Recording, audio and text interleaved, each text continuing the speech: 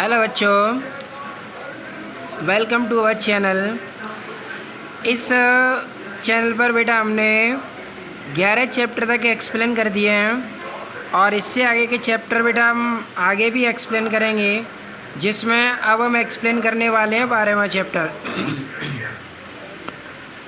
12वें chapter के प्रत्येक numerical को बहुत बेहतर तरीके से समझाएंगे, जिससे प्रत्येक पॉइंट तुम्हें अच्छी तरीके से समझ में आ जाए। और बेटा जो हम न्यूमेरिकल करने का तरीका अपनाते हैं, अगर वही तरीका आपने अपनाया तो कोई न्यूमेरिकल में 0.5 नंबर भी नहीं काट सकेगा। ठीक है बेटा। और न्यूमेरिकल करने में केवल 3 बातें ही देखी जाती हैं। पहला, हमारा डाटा सही होना चाहिए। दूसरा, सूत्र सही लगा होना चाहिए। और तीसरा, उत्तर मात्रक सहित होना चाहिए। तो बेटा हमारा अगले क्वेश्चन में जो सूत्र यूज होंगे वो ये हैं: ई बराबर B N A omega sine omega t, या E naught sine omega t. या ई नोट जो होता है वो अधिकतम मान होता है। क्या होता है? अधिकतम मान होता है। ये प्रत्यावर्ती वोल्टता का समीकरण है, ये प्रत्यावर्ती धारा का समीकरण है। अगर हम अधिकतम की बात करते हैं तो अधिकतम के लिए ई नोट हो जाता है बी एन ए ओमेगा। जब बात की जाती है अधिकतम विद्युत वाहक बल की, तो अधिकतम विद्युत वाहक बल होता है बी एन ए ओमेगा। ठीक है बेटा। तो बेटा क्वेश्चन की शुरुआत करते हैं पहले की। देखो बेटा, सबसे पहले क्वेश्चन को समझना जरूरी होता है। 8 सेंटीमीटर त्रिज्या, तो बेटा समझ गए होंगे ये किसका मान है?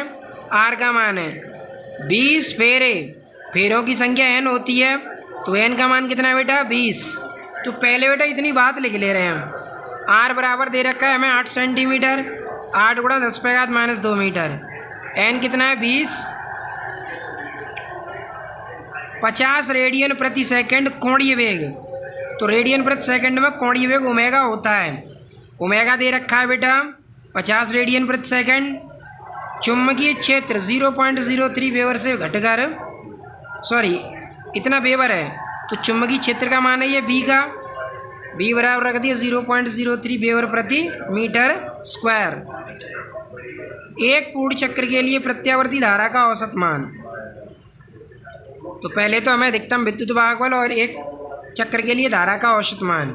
तो पहले प्रेरित विद्युत वाहक बल लगा लेंगे। ई बराबर बी एन ए ओमेगा, अधिकतम पूछा है तो ई नॉट बराबर B N A omega. B की वैल्यू रख देंगे बेटा 0.03, एन का मान रख दिया 20, ए के स्थान पर पाई आर स्क्वायर लिख दिया, और पाई का मान 3.14, आर का मान 8 गुणा 10⁻⁻2 का स्क्वायर, ओमेगा का मान 50। इसका वर्ग कर दिया 64 गुणा 10⁻⁻4 हो गया। 50 का 20 में गुणा कर दिया, कितना हो गया? 1000। 1000 का इसमें गुणा कर दिया 3। इन सब का आपस में गुणा करें 600, 2.8, घात को हटा दें तो 1 2 3 4, यानी 0.06 वोल्ट आ जाएगा। कितना आ जाएगा? अब पूछ रहा है एक पूर्ण चक्र में धारा का औसत मान। तो धारा का औसत मान होता है अर्ध धनात्मक चक्र में औसत मान प्लस अर्ध ऋणात्मक चक्र में औसत मान। क्योंकि प्रत्यावर्ती धारा का आधा धनात्मक चक्र और आधा ऋणात्मक चक्र तब होता है पूरा कंप्लीट चक्र। तो अर्ध धनात्मक चक्र में धारा का औसत मान होता है 2I0/पाई, ऋणात्मक चक्र में होता है -2I0/पाई। तो 2I0/पाई -2I0 कट जाएगा, आंसर कितना आ जाएगा? 0 आ जाएगा। ठीक है बेटा।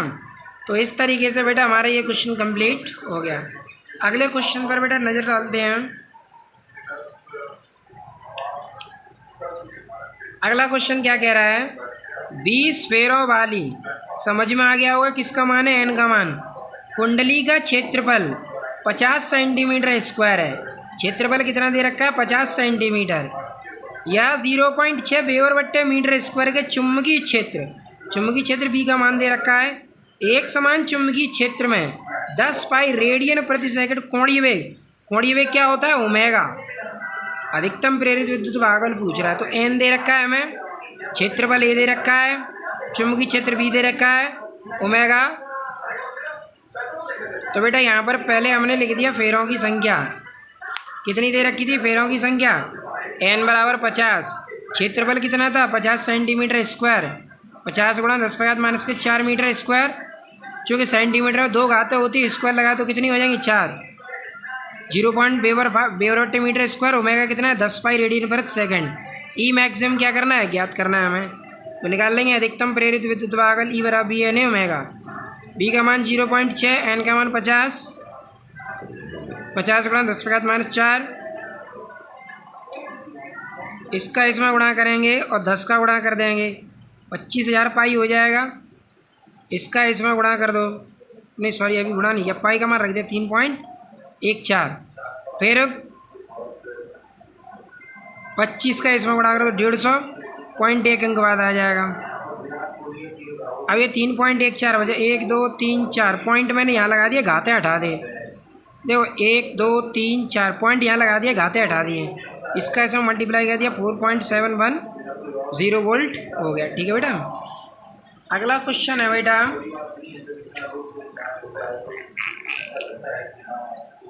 क्वेश्चन नंबर है 3, 0.2 वेबर बट्टे मीटर स्क्वायर किसका मान है ये बताओ। 0.2 वेबर बट्टे मीटर स्क्वायर चुंबकीय क्षेत्र का मान है बी का, तो बी बराबर 0.2 वेबर बट्टे मीटर स्क्वायर। क्षेत्रफल कितना है 10 सेंटीमीटर स्क्वायर, ए दे रखा है। तो यहाँ पर बेटा पहले हमने डाटा लगा लिया यहाँ से, तो पहले डाटा लगा लेंगे। चुंबकीय क्षेत्र कितना दे रखा है 0.2 वेबर बट्टे मीटर स्क्वायर, क्षेत्रफल कितना है 10 सेंटीमीटर स्क्वायर, 10 गुणा 10⁻⁴ मीटर स्क्वायर। ठीक, 20 रेडियन प्रति सेकंड कोणीय वेग की ओमेगा कितना है 20 रेडियन प्रति सेकंड नियत कोणीय वेग से घूम रही है, अधिकतम विद्युत वाहक बल की गणना कीजिए। तो चुंबकीय क्षेत्र बी दे रखा है, क्षेत्रफल ए दे रखा है, फेरों की संख्या ओमेगा दे रखा है, ई पूछा, फेरों की संख्या दी नहीं है तो एक मान लेंगे, क्या लिख लेंगे 1। तो देखो बेटा यहाँ पर हमने पूरा डाटा लिख रखा है, बी बराबर 0.2 वेबर बट्टे मीटर स्क्वायर, ए बराबर 10.0 10⁻⁴, ओमेगा 20, ई निकालना है। तो ई बराबर बी ए ओमेगा, बी का मान है 0.2, ए का मान 10 गुणा 10⁻⁴, 20 मल्टीप्लाई कर दो 4 गुणा 10⁻⁻3 से लिख देंगे 4 मिली वोल्ट। ठीक है बेटा। अगला क्वेश्चन है,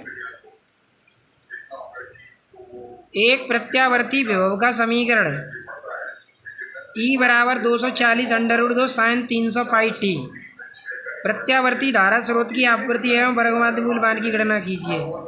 तो हमें यहाँ पे आवृत्ति निकालनी है और वर्ग माध्य मूल मान निकालना है।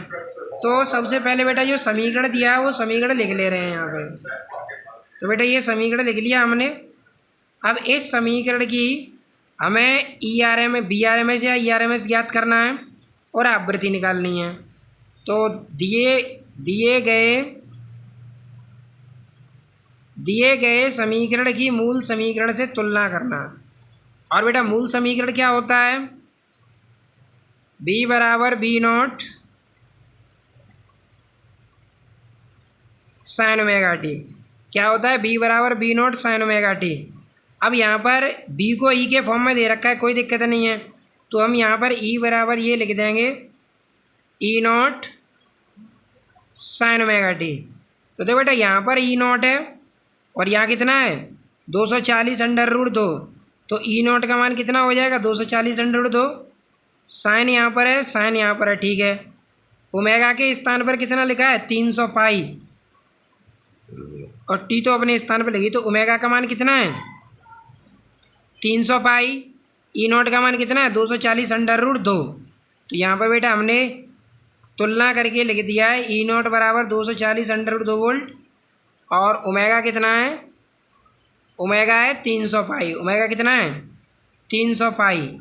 तो अब यहाँ से बेटा आवृत्ति निकाल लेंगे, ओमेगा बराबर 300 पाई और ओमेगा के स्थान पर लिख देंगे 2 पाई एफ, जो कि ओमेगा का सूत्र होता है 2 पाई एन और यहाँ एन के स्थान पर क्या यूज होता है एफ।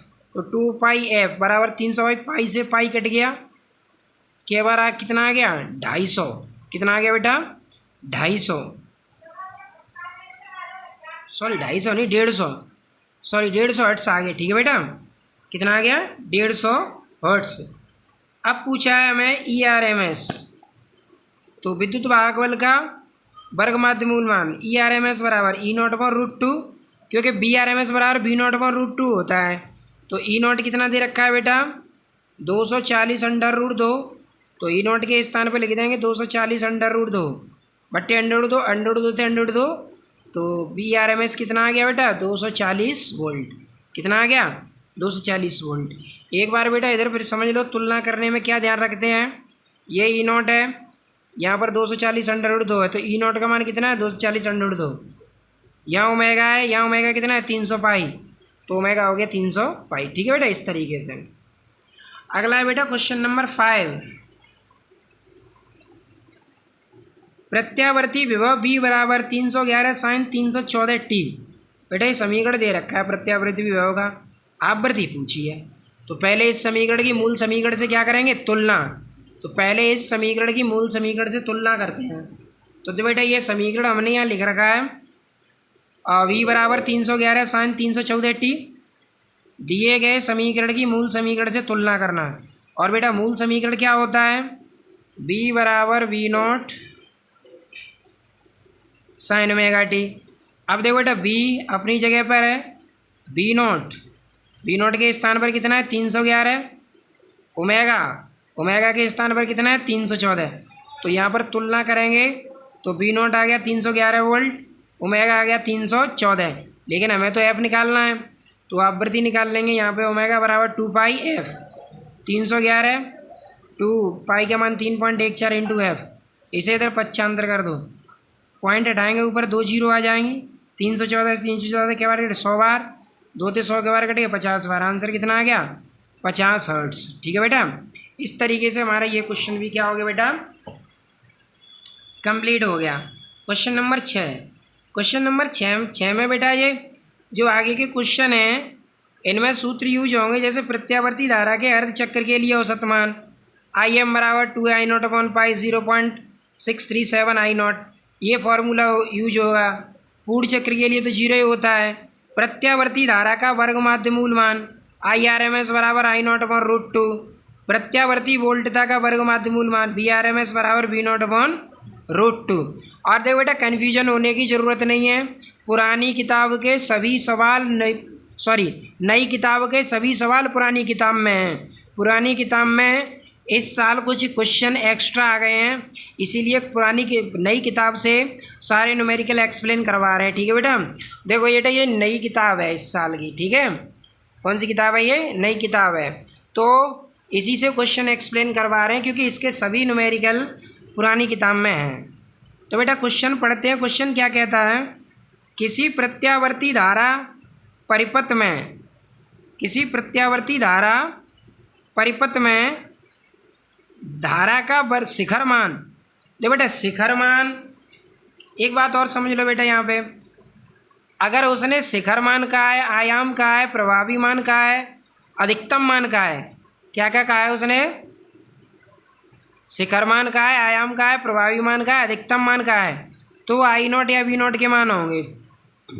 अगर धारा है तो I0, विभव है तो V0, आभासी मान या वर्ग माध्य मूल मान कहा है तो IRMS या VRMS होंगे।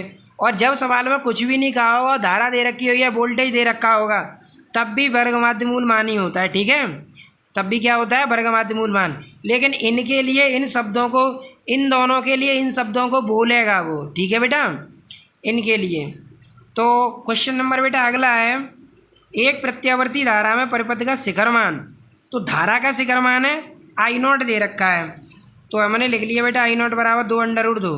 IRMS पूछा है, तो वर्ग माध्य मूल मान IRMS बराबर I0/√2, कितना आ गया 2 एम्पियर।